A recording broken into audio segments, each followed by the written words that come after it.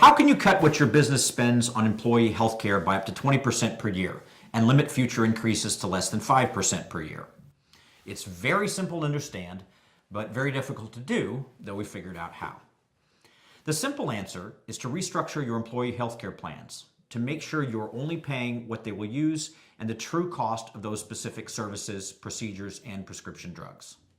And you can do this without cutting benefits or switching insurance companies.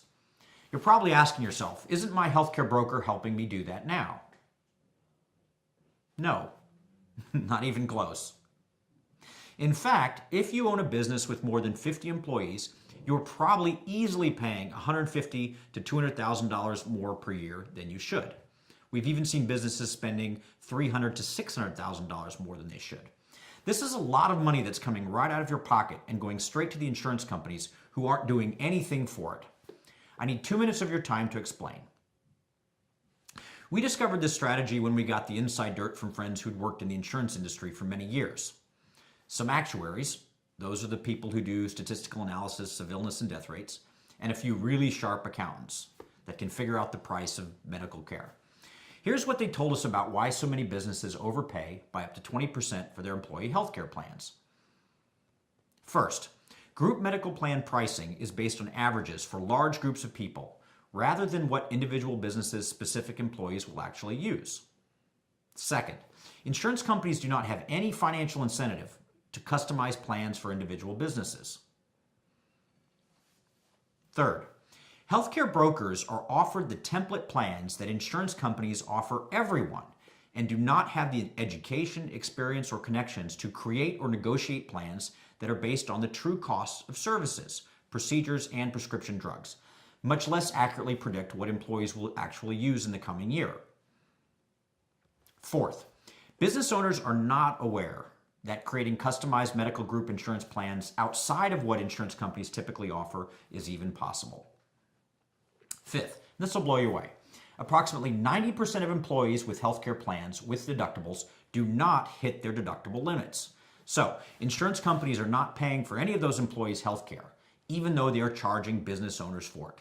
They keep all the money.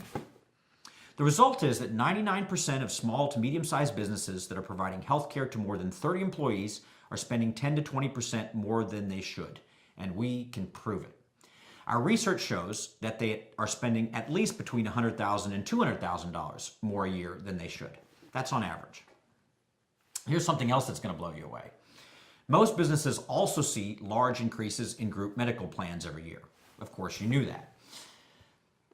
5 facts. First, our data analysis that shows the actual cost of medical services, procedures, and prescription drugs does not support the need for such large price increases. Let's say that a business's healthcare premiums increase by 10% per year. Are employees from year to year getting 10% sicker? Are doctors getting paid more than 10% per year? Is the cost of equipment going up by 10% per year? How about the cost of hospital rent or electricity? No. Pricing has a lot more to do with insurance companies increasing prices at the same rate as their competitors do in order to maximize profits. Pricing of plans also has to do with how much company-run systems spend on administrative and overhead costs. They spend an average of a whopping 40% on administration and overhead. Note that this is compared to government-run systems like Medicare, Medicaid, the VA, and TRICARE, where administrative and overhead costs average about 2%.